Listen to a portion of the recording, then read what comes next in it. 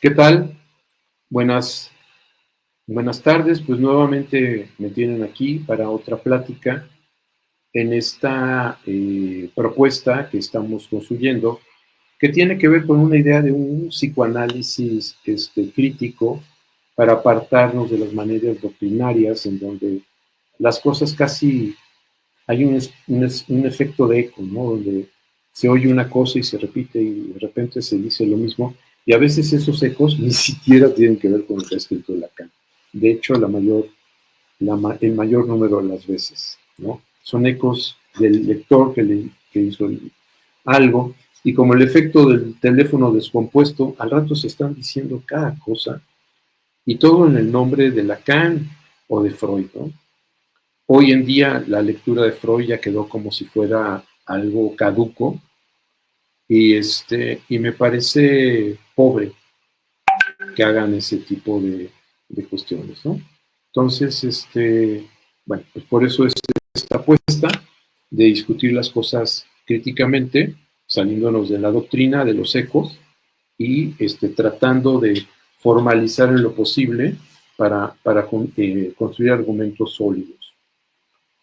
Eh, Quizá convenga hablar en esta plática de la famosa frase que aparece en Lacan de Seminario 11, por primera vez, aunque ya fue insinuada en el Seminario 4, no así, pero digamos, aparece por primera vez claramente, el inconsciente está estructurado como un lenguaje.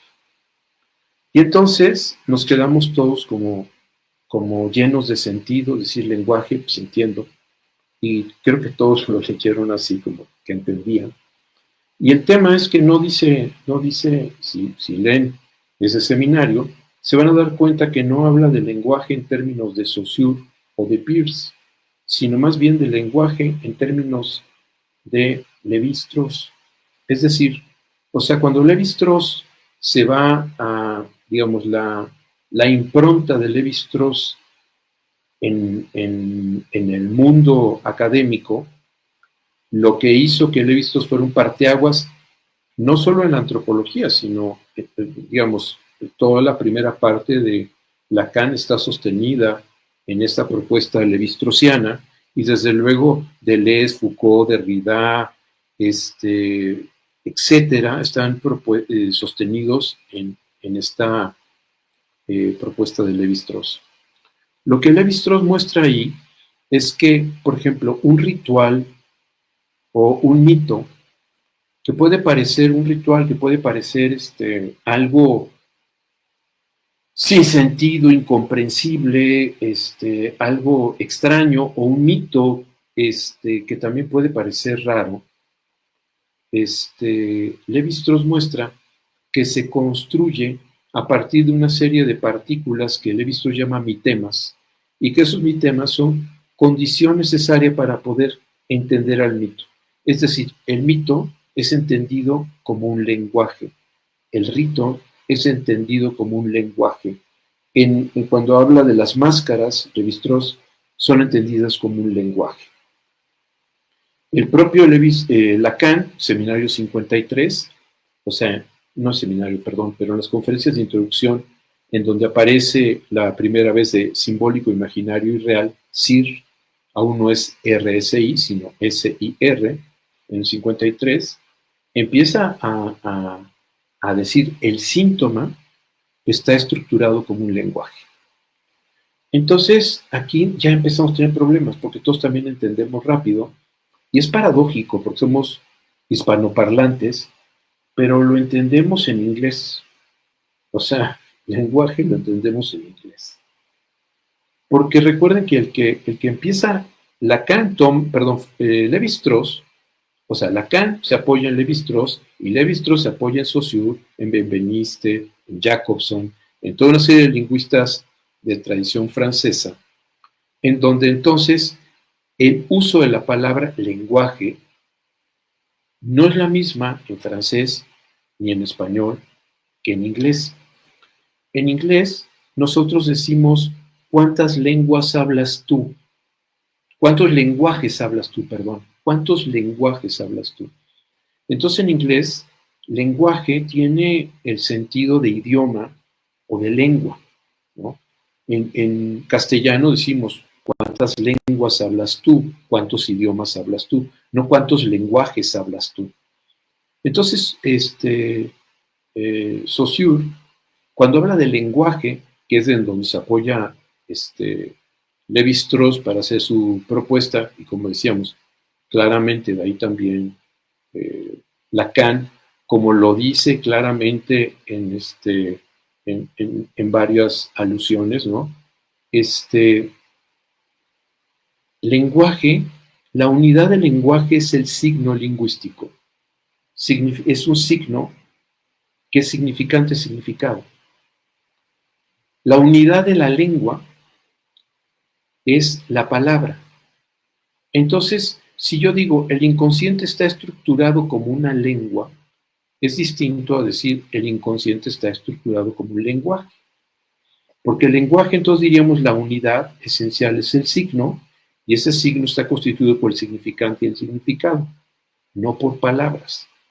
Las palabras son parte del significante, son el significante, no. El significante representa una imagen acústica, y esa imagen acústica tiene que ver con la idea de una representación, ¿de acuerdo? Entonces, lo dice exactamente así, o sea, cada significante existe porque representa aquello que todos los otros significantes no son. Entonces, por eso, digamos, la estructura del lenguaje es la estructura de las lenguas, ¿no? Entonces, si yo quiero entender cómo operan las lógicas y los soportes en que se construyen las lenguas, especialmente indoeuropeas, que era lo que estudiaba Saussure, que es decir, todos los europeos, todas las lenguas europeas. Lo hago a partir de esta serie de condiciones, pero estas condiciones son teóricas, son abstractas. Me están dando como una especie de radiografía de las lenguas, de cómo operan las lenguas, cuáles son las matrices de operaciones de las lenguas, cuáles son los elementos que constituyen a cada lengua. Pero esos elementos, el lenguaje, no es el lenguaje francés o el lenguaje inglés o el lenguaje español, es el lenguaje, la estructura, los instrumentos para poder comprender a las lenguas. Eso es muy importante. Entonces, cuando estamos pensando en cómo opera entonces la relación entre lenguaje, lengua y habla, empezamos a tener una serie de discusiones, pero el tema esencial es que podemos ver que el lenguaje es esto que les digo de la estructura. La lengua es todo lo que aparece en un diccionario. En cada lengua, la lengua francesa, todo el vocabulario que tiene, los usos de esas palabras, no solo lo que aparece en un diccionario. En español, recuerden que tenemos el diccionario de María Moliner, que es de sobre usos, no el de la Real Academia, que es lo supuestamente correcto, sino la manera en que usamos cada uno de nosotros las lenguas. Y el habla tiene que ver con la manera en que cada uno de nosotros, en singular, nos servimos de las lenguas. Es decir, por ejemplo, o sea, si yo digo, o sea, yo puedo utilizar mi vocabulario, o sea, tiene el número de palabras que yo puedo emplear para dar cuenta de mis procesos de pensamiento. La extensión de ese vocabulario, según los etnolingüistas Sapir y Wurth, dan cuenta de la capacidad de los procesos mentales. Es decir, yo pienso, digamos, las raíces o los instrumentos que utilizo para pensar es mi vocabulario, mis palabras. Entonces, si mi vocabulario es pequeño, es pobre, mis procesos de pensamiento necesariamente son pobres, según Sapir y Wurth. Ellos entonces consideran que sí hay una articulación entre los usos que estamos teniendo y el vocabulario que estamos teniendo y las intenciones que tiene cada una de las lenguas. Por ejemplo, si pensamos en inglés to be y vemos el famoso dilema shakespeariano de to be or not to be, y quisieron hacer una traducción al español, tendríamos que decir ser o no ser, ser o no estar, estar o no ser, o estar o no estar. Y entonces ahí aparece Cantinflas en México, que es una figura que siempre juega con los oximorones culturales, ¿no? Las contradicciones, donde dice, ni son todos los que están, ni están todos los que son, jugando con esa cuestión, que eso sería mucho más difícil decir en inglés, porque tenemos que decir to be there, o sea, estar ahí, ¿no? O sea, no podríamos decir simplemente ser o no ser.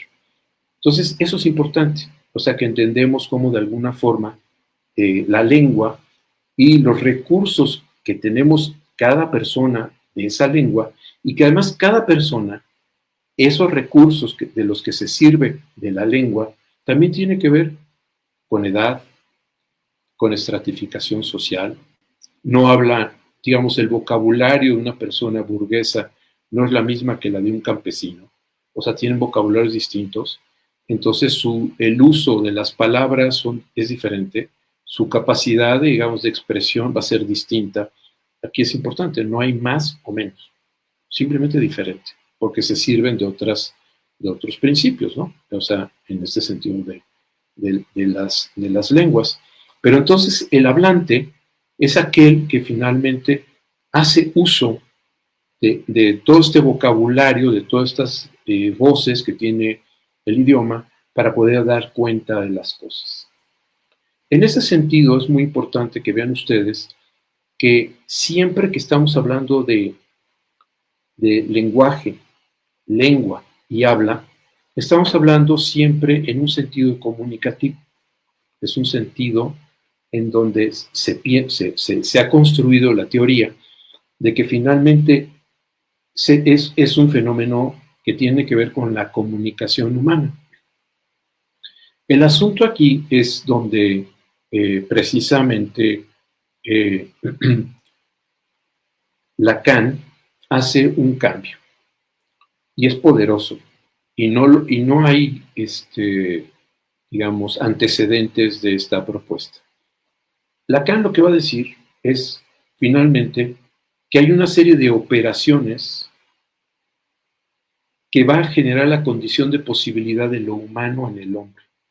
Es decir, las mujeres dan a luz o paren una criatura que no tiene, que tiene una serie de información filogenética, pero que no es humana. Lo humano se construye. Lo humano es una factura. Eso es importante porque también tiene que ver con lo que el propio Freud y Lacan sostienen claramente, no así Melanie Klein, en donde no hay un yo, se nace sin un yo. Somos entes anónimos, somos un eso coso raro. Y ese coso raro es el ES alemán, el es, que fue comprendido por Bonaparte como el ello y traducido como ello. Quizá sea mejor llamarlo eso, porque lo que nace es un eso. Y ese eso podrá llegar a ser un bebé, podrá llegar a ser humano. Sí, solo sí, se generan las condiciones para que eso sea posible. Entonces, en toda esta serie de operaciones y principios de la forja, de la construcción, de lo que estamos llamando la subjetividad, es donde va a aparecer un elemento esencial que Lacan le llama significante en nombre del Padre. Y otra vez vamos con Lacan y vemos que cuando decimos significante en nombre del Padre, no está hablando del significante de Saussure, porque no hay signo, no hay significado. El significante nombre del Padre lo propone Lacan como la diferencia más pura. Es decir, entre cuando el niño está jugando el Forda, lo importante no es ni o, a, sino la diferencia que hace posible el o y el a. Esto es importante para que vean ustedes que antes de que haya incluso un lenguaje, lo que hay es una inscripción de una lógica que permite que eso sea posible, es decir, que se pueda albergar un lenguaje. Entonces, eso hace que el niño, cuando está haciendo el sonido de O, A, no está intentando comunicar nada a nadie. No son palabras, son sonidos. Son sonidos que están representando diferencias. Esas diferencias, el que ya tiene una lengua, puede decir, mira, está jugando for, da, presencia, ausencia, bueno, malo, aquí, allá, aparece, desaparece. Pero el niño no está haciendo eso. El niño está representando una diferencia en donde avienta el carrete y hace O y lo jala y hace A. Eso es la base de la lógica que permite la diferencia. A partir de eso, ya será posible que después, a partir de que empiece decir, el papá o la mamá a decir, ah, mira, sí, aquí, allá, aquí, allá. Y entonces el niño construirá con base a esa diferencia aquí y allá, pero no era aquí y allá. Podía ser presencia-ausencia, lejos, cerca. O sea, el vocabulario no está ahí aún. Podrá ser albergado ahí. Por eso, una vez que se inscribe la diferencia, no es posible ya que un niño no hable. Porque precisamente es eso, ¿no? Va a ser lo que va a ir albergando el idioma, ¿no? Cómo se va, esa base de la diferencia, lo que va a ser el principio de que existan cada una de las palabras. Lo que también es importante con Lacan, entonces, es que no cree que los niños aprendan a partir de ese es un perro, ese es mamá, ese es papá, ese es el tío, agua, no. Sino que lo primero que necesita operar es sí, no. La diferencia. Y entonces será agua, no agua. Papá, no papá. Mamá, no mamá. Papá, mamá. Pero no mamá solo. No como si fuera un signo donde estuviera la palabra, digamos, el fonema mamá, y abajo apareciera la foto de su mamá. No. Sino es ese juego lo que permite la articulación del lenguaje. Por eso es posible la metáfora, ¿no? Por eso es posible que uno pueda estar diciendo, jugando con un niño, bueno, ¿estás de acuerdo? Porque yo sí, o yo no. Jugar con esa serie de contradicciones, porque entendemos que se está jugando precisamente con los límites de la diferencia. La diferencia es lo que hace posible la metáfora, lo que hace posible la metonimia, lo que hace posible cualquier tropo poético. Los tropos son efecto de la operación de esa, no de que mamá, de cada una de las cuestiones, de cada uno de los significantes o de las palabras, como desarticuladas del conjunto. Eso también lo dice Saussure. El vocabulario está todo, la lengua, está toda construida a partir de las relaciones que se establecen entre las lenguas. No es uno solo, o sea, no es la palabra. Ahí es donde empieza también la subjetividad y los procesos inconscientes. Eso es muy importante. Porque, por ejemplo, si yo digo las voces acústicas, si yo digo las palabras, si yo digo las representaciones acústicas, si yo digo los fonemas, o sea, cualquiera de esas palabras que yo estoy usando, de alguna forma dan cuenta de un proceso subjetivo que está usándolas. Pero no las estoy usando yo porque estoy siguiendo un catálogo posible sino porque me salen, o sea, y ahí la pregunta es ¿por qué uso esas palabras y no otras? O sea, no es arbitrario. Y ahí entra Freud. Freud dice, es que no hay casualidad psíquica, sino hay causalidad psíquica. Y esa causalidad psíquica son el conjunto de operaciones, instrucciones, que construyen una lógica sobre la que se va a sostener el lenguaje, misma que va a dar lugar de posibilidad a que haya una lengua, y nosotros de esa lengua tomaremos el servicio a partir del habla.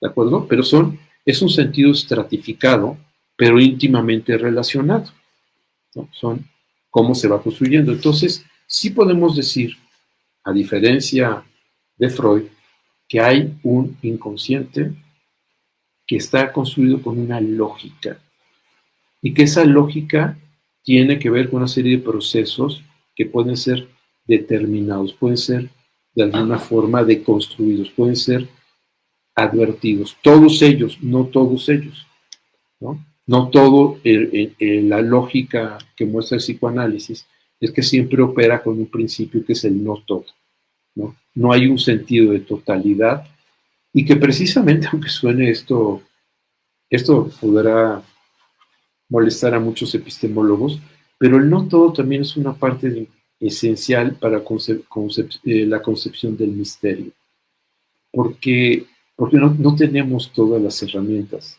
para entender, por ejemplo, por qué somos, cómo se dio la condición de lo humano, cómo surgió el lenguaje, cómo a partir de esas diferencias, de esos significantes, aparecieron las lenguas.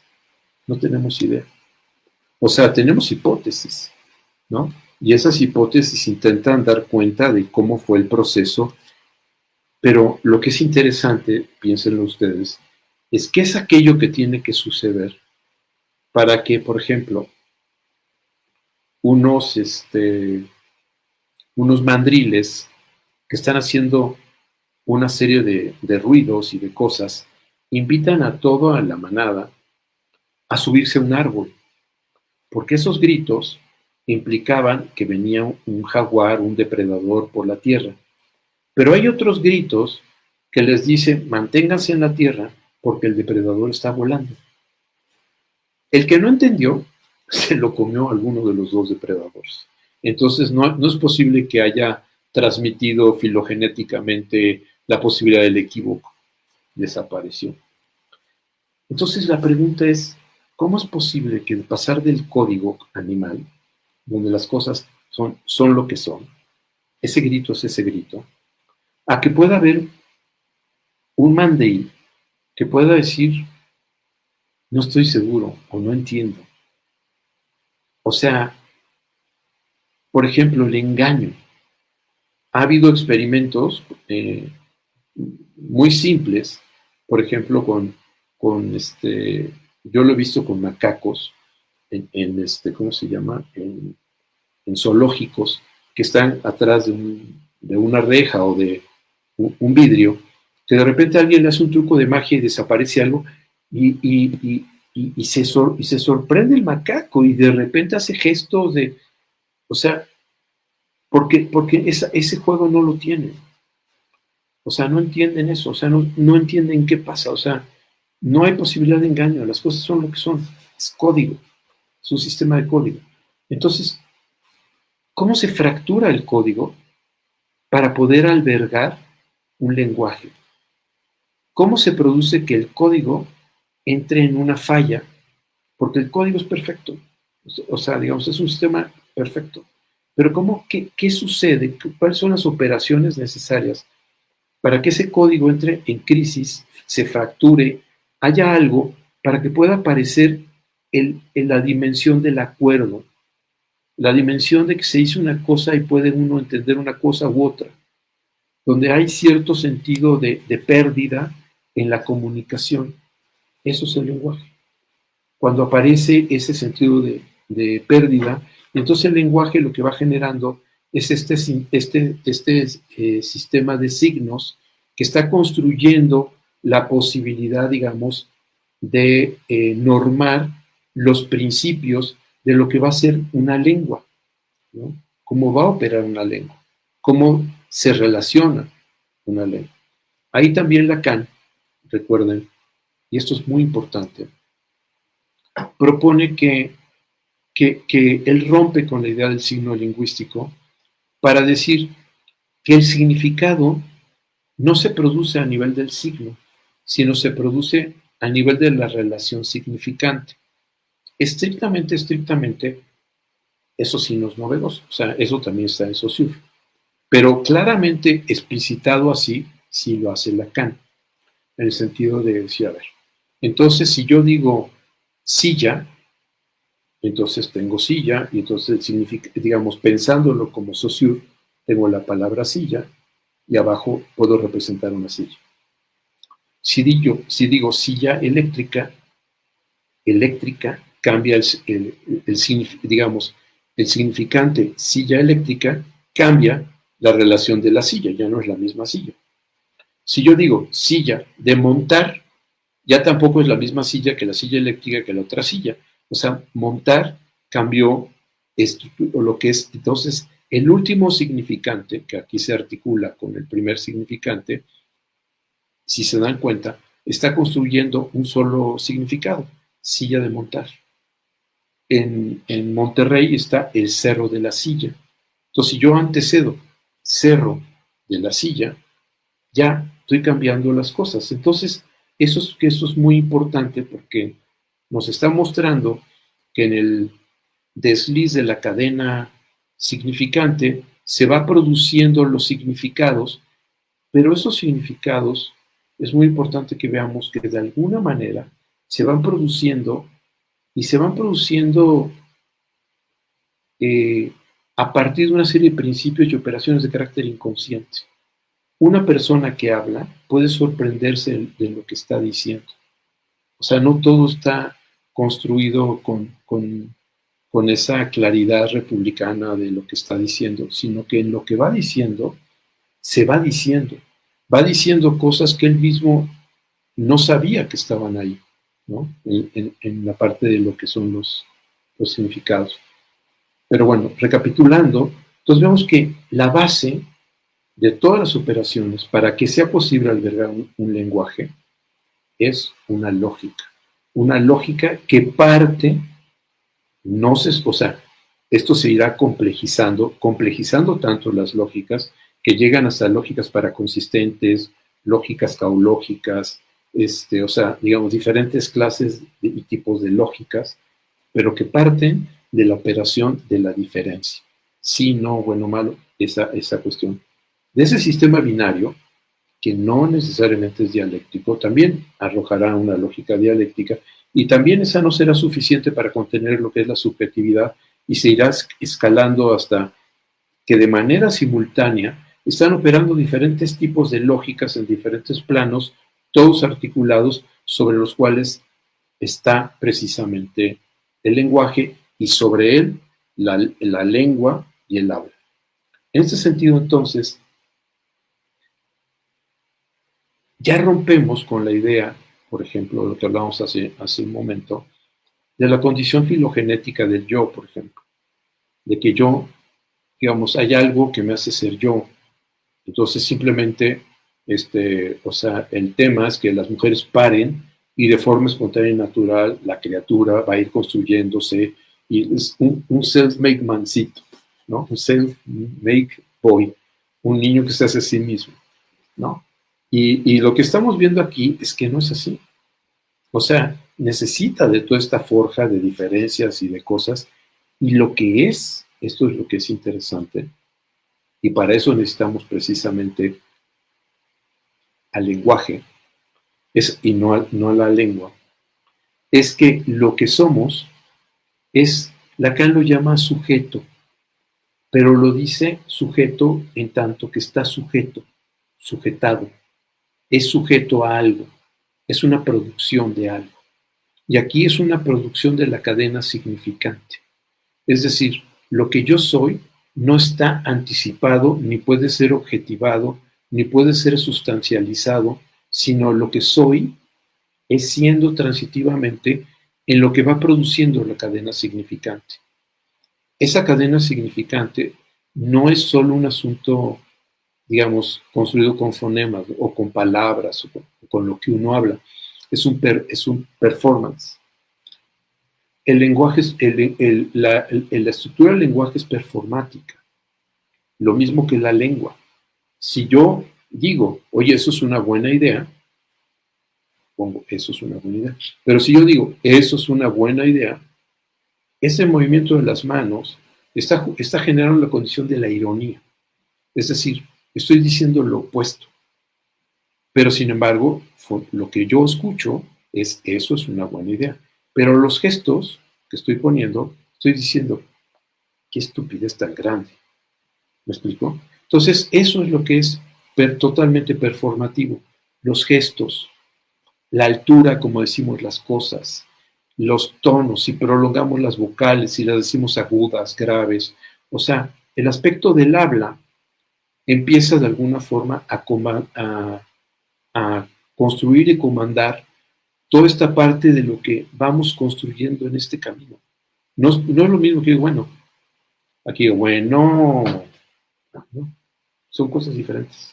Esa extensión del lo es distinta que bueno. Bueno es distinto. Esa diferencia se da entonces en el campo del habla, pero porque todo eso está posibilitado por esta lógica paraconsistente en donde bueno no necesariamente es bueno. Se juega ya en una espectralidad.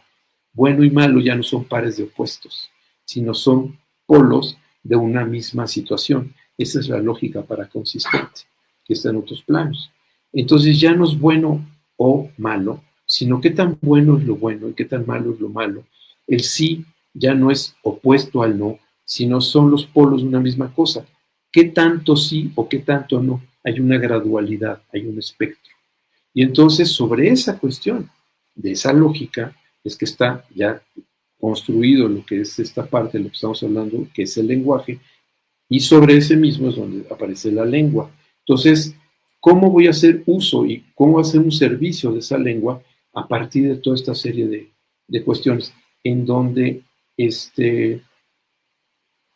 en donde es importante toda esta cuestión, ¿no? De cómo opera la situación de esto? ¿Cuál sería un buen libro de comunicación para recomendar?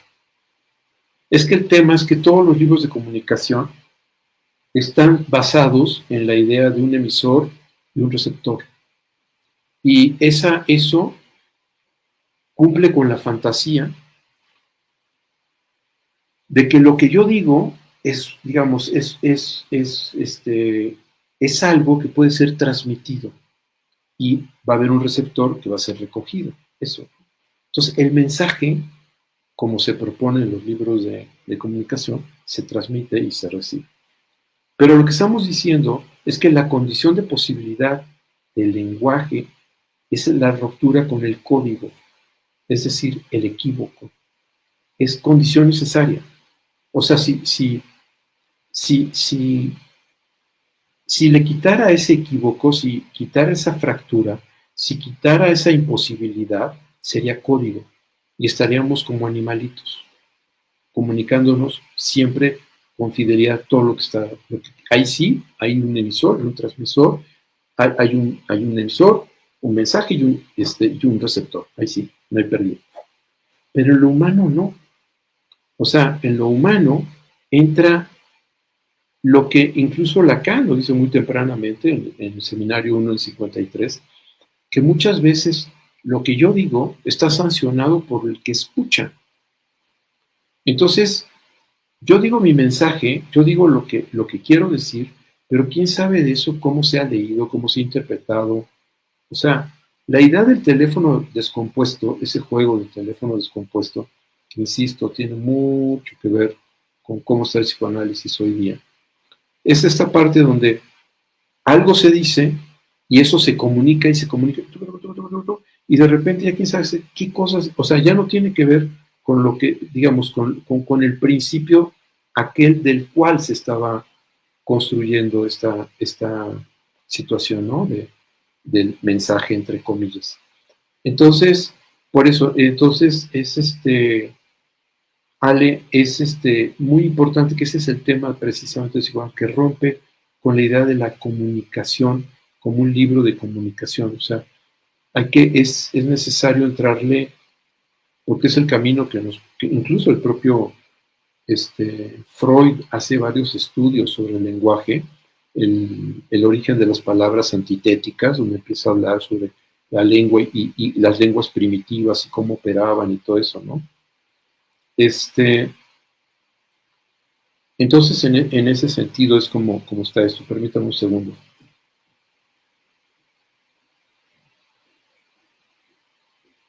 Uy. No. Osvaldo, las palabras y las cosas.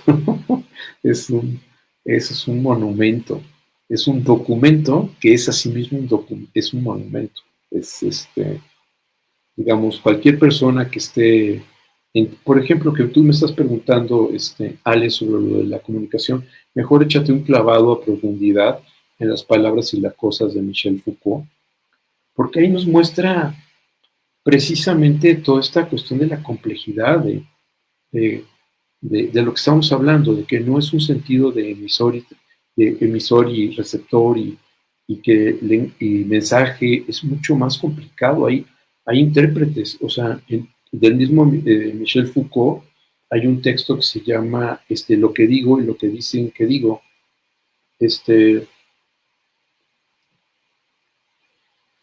¿No? A ver, permítame un segundo porque se metió una cosa que ya está. Entonces, en lo que digo y lo que dicen que digo es precisamente lo que propone ahí Foucault, que tiene que ver con el sentido del eco y el teléfono descompuesto, que es esta parte donde ya puedo yo decir que Foucault dice cosas que no dice Foucault, pero que tienen todo el sentido para mí de mi lectura de Foucault, y entonces cierro, hago como una especie de comprensión que le da sentido a mi propia lectura de Foucault, que yo digo es Foucault, y Foucault dice eso es legítimo, o sea, finalmente eso es lo que hacemos todos, nuestras propias lecturas. Y entonces queda olvidado el emisor, sino lo que aquello del emisor que quedó en nosotros, que fue de alguna forma acogido, ¿no? Las palabras y las cosas de Foucault tienen una cosa preciosa que es Las Meninas de Velázquez, como en el cuadro, que también es un cuadro que juega con todo esto que estamos hablando de la interioridad, la exterioridad, la comunicación, hacia dónde va, la idea que está dentro, se comunica hacia afuera, todo ese tipo de cosas, porque en Las Meninas de Velázquez lo que se juega es que es un cuadro donde Velázquez se ve que está asomado con el pincel pintando y se ve nada más la cara de él asomado y el pincel no se ve porque se ve aquí que está el lienzo, ¿no? Está aquí el lienzo, entonces no se ve, no se ve la cara que está así y se ven ahí las meninas, pero a lo lejos atrás se ve un espejo y en ese espejo uno ve a los reyes de España. Entonces lo que uno se da cuenta es que ese cuadro está representando a Velázquez pintando a los reyes de España, pero nosotros no los vemos porque estamos digamos, pensando en este sentido de lo que sería un campo virtual, estamos entre Velázquez y los reyes de España que están atrás de nosotros, porque se ve el espejo donde están reflejados ellos. Entonces, ese juego es precisamente parte de lo que muestra la complejidad de lo que es el lenguaje, la lengua, y desde luego los fenómenos de habla. No es un sentido tan simple como el acto de comunicación, ¿no?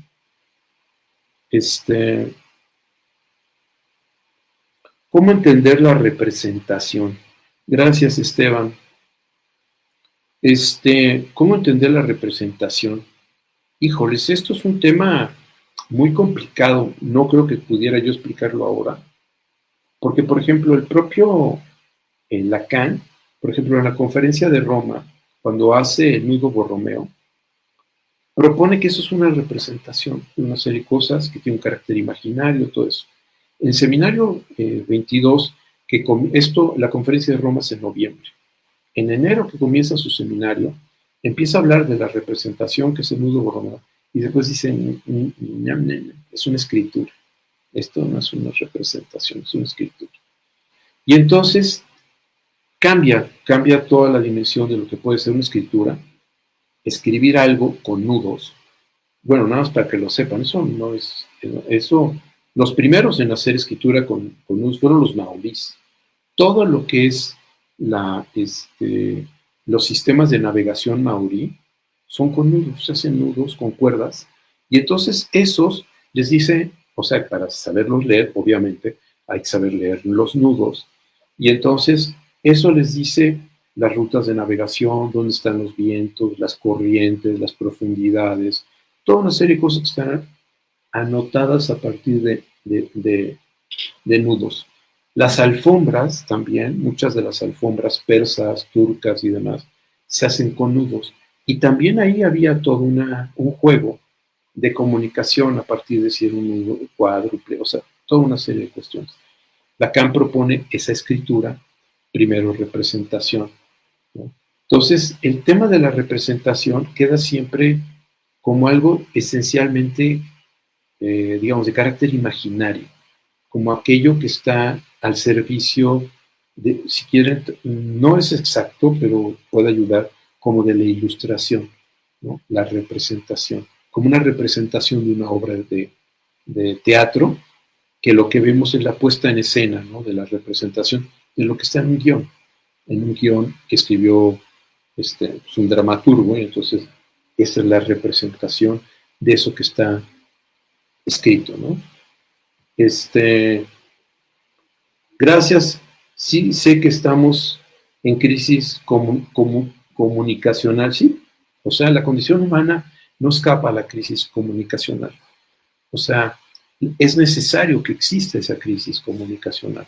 Es necesario porque esa es la base del idioma, que falte, que no seamos el código animal, que no sea eso como que, fíjense qué interesante, Friedrich Nietzsche, él era filólogo, no era filósofo, hizo filosofía, pero él era filólogo.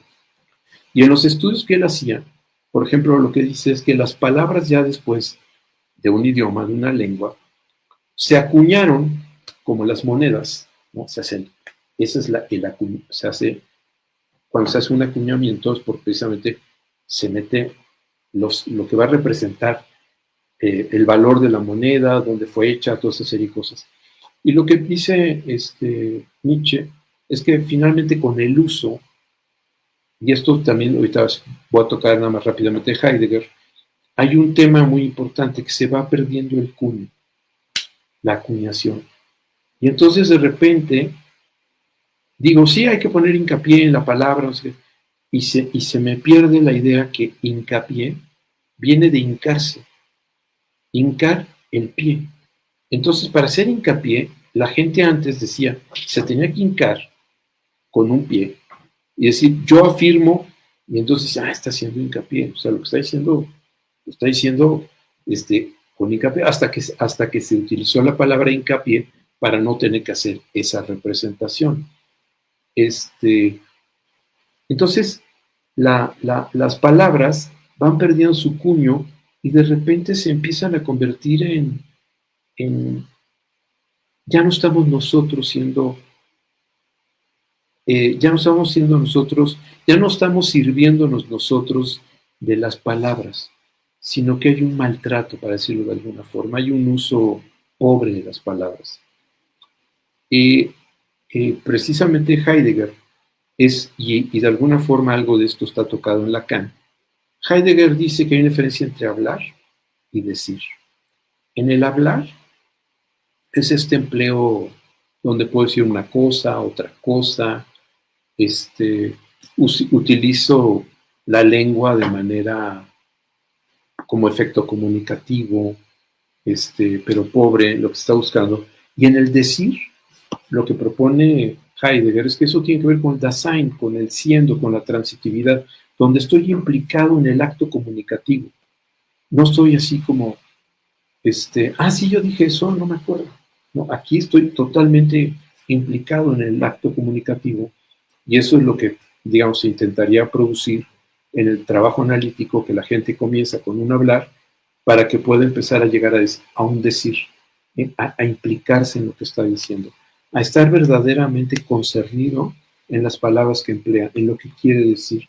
Y no, bueno, o sea, sin un compromiso verdadero, como, no sé cómo decirlo, como jugando, ¿no? Heidegger le llama Das Man a esa existencia inauténtica, donde está, pues, digamos, el hombre, el hombre que es un consumidor, que está en automático y que solamente piensa en comprar las cosas porque supone que esas cosas le darán algún tipo de estatura, prestigio o algo así, ¿no? Cuando es totalmente falso, ¿no? Entonces, en ese sentido es de lo que estamos pasar del hablar al decir. Y en el decir es esto en donde podemos sorprendernos nosotros mismos de lo que estamos diciendo, ¿no? En el hablar, como no estamos nosotros alojados en eso, o sea, podemos, en serio, casi, o sea, sin que sea una logorrea, pero podría ser como una logorrea, o sea, estar hablando de una cosa, de la otra, pero en el decir empieza uno como a buscar la palabra exacta. Por eso la poesía, si ustedes quieren pensarlo así, es un ejercicio del decir. Los poetas buscan decir, no hablar. Los poetas buscan decirse.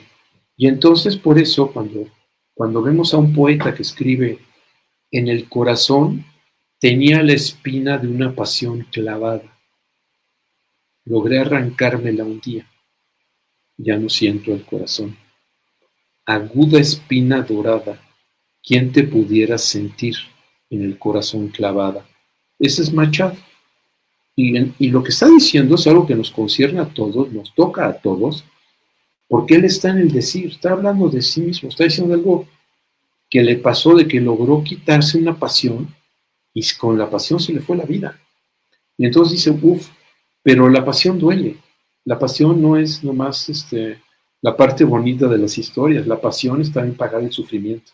Uno quiere vivir con intensidad, bueno, pues la intensidad viene para arriba y para abajo.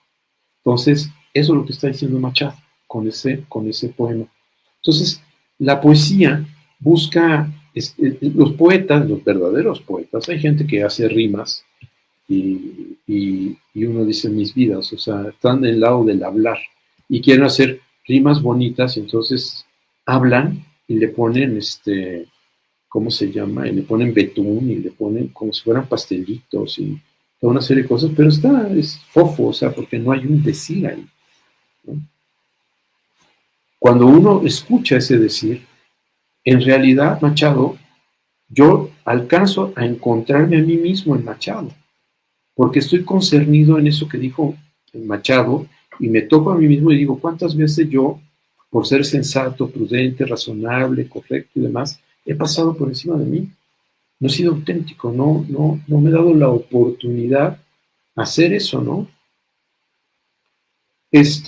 Se juega mucho exactamente con palabra plena y palabra vacía, ¿no? Es como se juega esta idea de la palabra plena como el estar concernido en esa palabra y la palabra vacía como este uso del dasman, de la existencia inauténtica, del que está palabrando las cosas, y, pero no está concernido en eso, ¿no? No está siendo tocado por eso.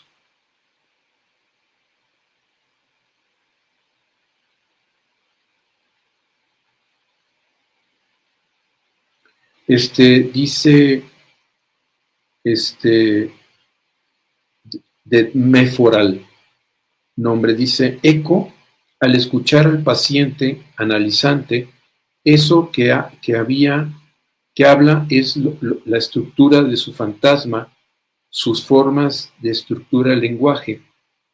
Sí, o sea, pero no solo. O sea, el fantasma es la articulación que tiene que ver también con toda la parte de los ideales, las cuestiones fantasmáticas, lo que tiene que ver con la serie de representaciones, incluso con las matrices.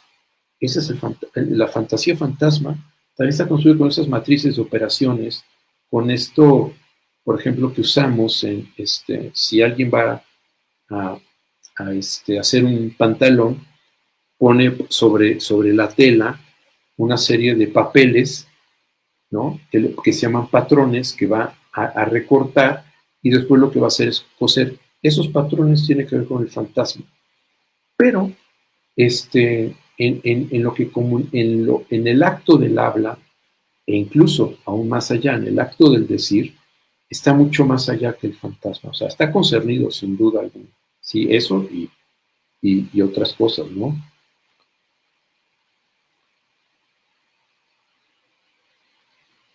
Híjoles, lo real hoy, ¿a qué refiere? Híjoles, no sé, la verdad. O sea, goce, real, ya lo han convertido en conceptos tan viscosos, o sea, casi, o sea, la gente lo usa como le da la gana, y en todo siempre, parte del eco de lo que les decía a ustedes, donde de repente me parece que las lecturas de Lacan han desaparecido y entonces ya se está repitiendo con teléfono descompuesto lo que escucharon y entonces le están haciendo decir a lo real cosas que me parece muy complicado, ¿no? A mí me parece simple y sencillamente, como yo lo entiendo, es que lo real tiene que ver a partir de como les digo, el seminario 22, de real, simbólico, imaginario, como una producción. Esto ya lo he dicho en algún programa y lo repito, porque hay un ejemplo que me parece muy bueno. El beso. No todos los pueblos de la tierra se besan. No en todos los pueblos de la tierra se besan en la boca. No en todos los pueblos de la tierra se besan en la boca y comunican afecto con esos besos. Deseo, amor, cariño, etc. El tema es que aquellos que sí lo hacen, eso ya implica un recorte. Entonces, la condición humana besa, no. Hay la necesidad de una operación del orden simbólico que va a hacer que en ese juego de bocas que se están lamiendo, ahí, en esa operación, haya la posibilidad de que haya algo imaginario que se construya, que es el amor y el deseo y la fantasía y que dos personas se unen, todo ese tipo de cosas. Pero cuando se está besando, un beso, como me gusta jugar con la palabra de 9 escala de Mercalli o de Richter, es un beso. Lo que se siente es inefable. Pero la condición de lo inefable, de lo indecible, de lo irrepresentable, es que haya un beso. Si no hay beso, no se produce lo inefable del beso. Entonces, para que haya un beso, necesitamos la articulación de lo simbólico, lo imaginario y su producción con lo real. Porque si yo no siento lo que siento cuando beso, no beso. Aunque, o besaría, o sea, una cosa, pero sería otro beso. Sería un beso que sería un compromiso político, un compromiso matrimonial, un compromiso, quién sabe qué cosas. Pero si tiene ese componente en donde otra vez estoy concernido en el beso, se va a producir algo del orden de lo que yo no puedo hablar. Pero no puedo hablar no porque me falten palabras, sino porque no existen. Eso es lo real. Lo inefable no es porque me falten palabras, pero no todo aquello que es inefable es real. O sea, la cosa kantiana, es decir, Kant propone que cuando estamos en el, o sea, en el mundo, está la cosa que es del orden de lo inefable, a lo que hay que convertir en objeto. Si quieren ustedes, otra vez Lacan, seminario 4, el velo de Maya o el fantasma que están hablando, para podernos apropiar de las cosas del mundo, convirtiéndolas en objeto, pero entonces la cosa se pierde. Hay quien piensa que eso es lo real. Eso es la cosa. O sea, Kant nos ayuda a pensar que es la cosa. Pero la experiencia de eso, o sea, todo orden de lo real es el orden de la experiencia. No es como aquello real. No. O sea, si aquello es real, ya dejó de ser real, es empíricamente imaginario. Yo digo, el virus del COVID es real. En ese momento, eso ya es imaginario. La experiencia de haber vivido el COVID, eso sí es real, ¿no? Y todas las cosas que se estén jugando alrededor de eso. Entonces me parece importante eso. La idea de pensar lo real solo del orden de la experiencia, no soy el único psicoanalista que lo ha dicho, lo he leído en varios autores y estoy de acuerdo con ellos, en ese sentido, en donde no es algo de carácter ontologizable, aquellos reales, sus imaginarios, sus símbolos, sino es precisamente la alianza borromeica lo que les da condición de posibilidad y de existencia a cada uno. Por eso es importante. Y después dice, yo pensaría que pese a que hay muchos escritores, no hay muchas buenas ideas que den lugar a la diferencia. Por ende, creo que ahí donde tenemos posibilidad de seguir construyendo, más no repetir, sino pensar desde diferentes lugares, nos quedamos con lo que nos dicen, sino dar cuenta de nuestra experiencia allí y cómo las palabras de nosotros nos apropiándonos es que yo sé que estos lentes ya veo que no están siendo suficientes, me veo un poco borrosas las letras. Podemos pensar nosotros, dice, no apropiándonos de nada, sino construyendo el movimiento, la transitividad. Sí, pero aquí hay una cosa importante. Hay que tener cuidado con eso.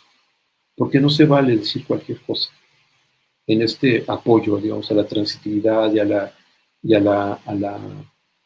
la libertad de poder decir, no se puede decir cualquier cosa. O sea, yo puedo decir muchas cosas y puedo ser racista, y yo tener la libertad y les hablo a ustedes de la evolución y el chango y por qué los negros y las razas y no sé qué. Y tengo derecho a decir eso. ¿Derecho? Sí. Pero eso da a mí la capacidad que otros me escuchen y me digan, oye, perdón, lo que estás diciendo es basura. Sí, también. O sea, entonces también está esta parte. Entonces, tener cuidado, porque a veces este sentido de la creatividad, este sentido de la libertad, de poder decir las cosas, implica que no estamos verdaderamente documentados o no estamos verdaderamente afianzados en todo un aparato crítico para sostener las cosas que decimos. Y la experiencia no es suficiente para hablar de eso. Un racista se apoya en la experiencia. Los terraplanistas creen que existe la Tierra plana y que ha habido una conspiración para pensar que es redonda, y lo creen, lo afirman y lo escriben. Ese es el tema. Entonces, hay que tener cuidado nada más con eso, ¿no? O sea, no se vale todo. Hay que tener argumentos, hay que estar concernidos, hay que estar documentados, o sea, son muchos planos que tenemos que hacer intervenir en esta cuestión. Pero sí creo que lo que sí es huir del eco. Pronunciarnos, leer, decir yo pienso esto porque yo lo veo así, así, así. Porque también en Lacan, como ustedes, muchos de ustedes han oído, es muy fácil meterse en este lenguaje equivocista, en este lenguaje oscuro, el midier que Lacan llama, para no decir nada, o para decir pocas cosas, o para de alguna forma oscurecer algo que en realidad no es profundo, sino está siendo oscurecido, ¿no? Sí. Y sí, así como dices tú, y sí, sí, o sea, es verdad, es una cuestión de compromiso en eso, ¿no? Bueno, pues creo que aquí dejamos, ¿no? Ya son las 7. Y bueno, pues espero que nos veamos en lo que será el último programa de este año, que es el segundo lunes de diciembre, y ahí también habrá algún tema que intentaré mostrar de manera controvertida para no quedarnos como con esos ecos y esas repeticiones que creo que no sirven de nada, ¿no? Bueno, pues entonces, muchos saludos y mucha suerte y nos vemos en un mes. Gracias.